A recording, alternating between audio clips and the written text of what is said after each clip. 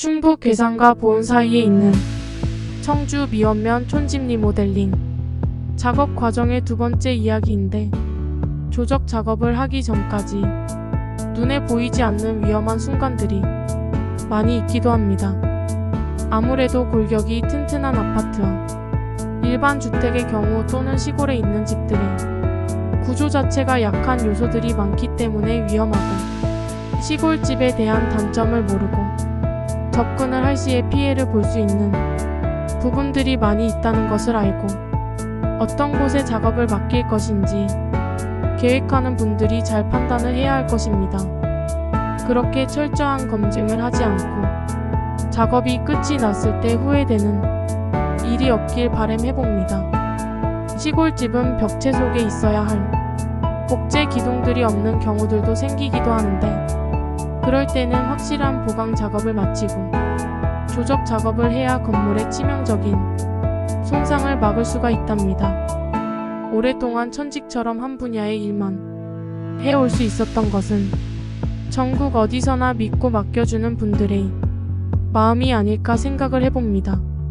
조적 작업이 골격을 갖추는 작업이라고 하면, 단열 작업은 겨울철의 추위를 막고 여름철의 더위를 막아주는 중요한 작업이기도 합니다.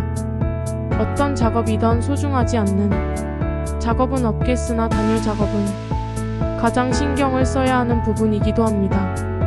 시골 생활은 도심의 겨울 추위와 비교를 한다면 최소 3~4도 가까이 차이가 나기 때문에 한 번만 시공하는 단열 방식은 피해야 합니다.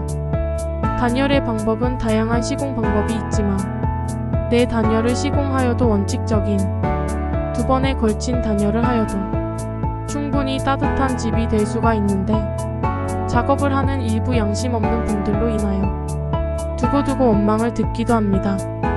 그래서 시골스런 TV와 우산공은 단열 작업에 꼼꼼하게 시공을 하는 이유이기도 합니다. 집이 웃어야 사람이 웃을 수 있다는 작은 철학은 내 가족이 머물 집과 부모님이 거주할 집이란 마음을 담습니다.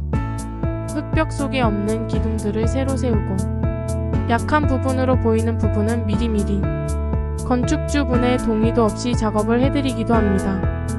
이런 부분들 외에 작업을 진행하다 보면 눈에 보이지 않는 부분들이 의외로 많은데, 그런 부분까지 꼼꼼하게 챙겨드리다 보니 전국이 무대가 되는 것 같습니다.